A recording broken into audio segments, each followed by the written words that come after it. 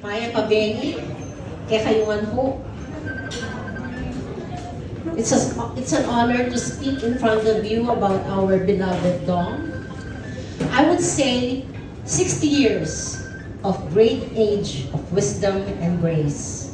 That's what I can say of 60 years of Dong. Achimili, I would like to thank you for having a good son.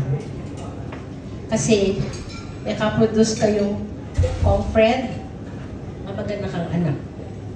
A good father to Cherry, good husband, good father to the children, and of course, look naman, a good grandfather. You see? Dong is a very humble person. Very good. Mapagmahal siya sa mga kamag-anak ng asawa niya. Lalo na ako na lang ang survivor.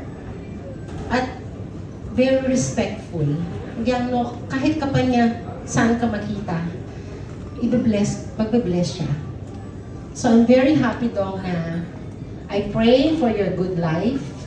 Continue to be good. I pray for your health, special protection as you go about with your duties.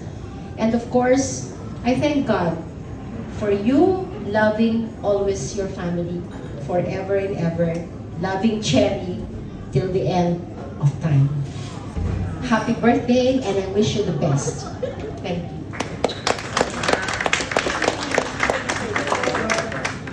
Palakpakan naman